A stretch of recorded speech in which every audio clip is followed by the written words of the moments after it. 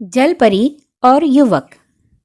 कुछ कहानियाँ शब्दों से नहीं, खामोशी से जन्म लेती हैं। कुछ रहस्य आंखों से नहीं दिखते, पर दिल उन्हें महसूस कर लेता है। और कुछ मुलाकातें संयोग नहीं होती, वे आत्मा की किसी पुरानी पुकार का उत्तर होती हैं। आज खुशबू वाली बातें में हम आपको एक ऐसी ही कहानी सुनाने जा रहे हैं, जहाँ पानी बोलता है, चांद सुनता है और प्रेम नियम नहीं मानता। आप देख रहे हैं खुशबू वाली बातें, वह जगह जहाँ कहानियाँ सिर्फ सुनाई नहीं जाती, बल्कि मन के किसी कोने में धीरे धीरे अपनी खुशबू छोड़ जाती हैं। अगर आप रहस्य, भावनाओं, लोक कथाओं और आत्मा को छू जाने वाली कहानियों से जुड़ना चाहते हैं, तो यह सफ़र आपके ही लिए है। कहानी का नाम है जलपरी और युवक। बहुत समय पहले की बात है। एक गांव था जो घने जंगलों और पहाड़ियों के बीच बसा था। गांव के बाहर एक गहरी झील थी, इतनी गहरी कि लोग कहते थे उसका तल धरती से नहीं, किसी और ही लोक से जुड़ा है। गांव वाले उस झील से डरते थे और कहते थे वहाँ चांद उतर आता है और कभी कभी पानी में कोई देखता भी है। लेकिन उसी गांव में रहता था एक युवक, नाम था अद्वैत। अद्वैत दूसरों जैसा नहीं था, उसे डर नहीं लगता था, उसे प्रश्न सताते थे। हर पूर्णिमा की रात वह झील के किनारे बैठ जाता, पानी को देखता, जैसे किसी को याद कर रहा हो, जिसे उसने कभी जाना ही नहीं था। उस रात भी चांद पूरा था, हवा थमी हुई थी, झील का पानी असामान्य रूप से शांत था। तभी पानी में हलचल हुई। पहले लहरें बनी, फिर प्रकाश फैला और धीरे धीरे पानी से एक आकृति उभरी। वह कोई साधारण स्त्री नहीं थी। उसके बाल जलधाराओं जैसे बह रहे थे, आंखों में चांदनी थी और आवाज जैसे पानी का पहला स्पर्श। वह थी जलपरी।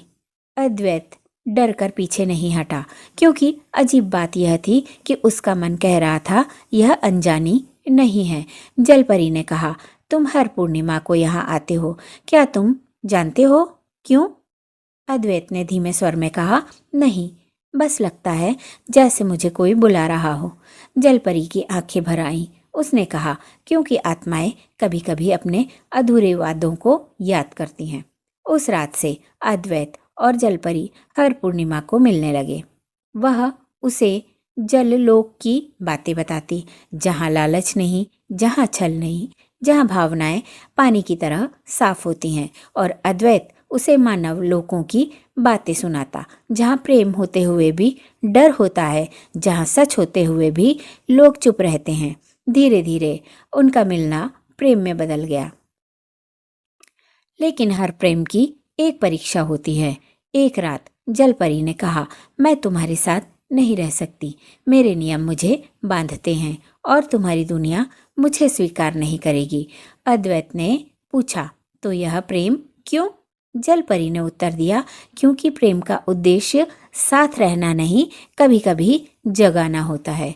अगली सुबह झील वैसी ही थी, पर जलपरी नहीं आई। अद्वैत रोज झील के पास जाता। अब वहाँ सिर्फ पानी था, लेकिन गांव वालों ने देखा अद्वैत बदल गया था। वह झूठ नहीं बोलता था, वह लालच से दूर रहने लगा, वह पानी को दूषित नहीं होने देता था, जैसे जलपरी उसके भीतर हमेशा के लिए रह गई हो।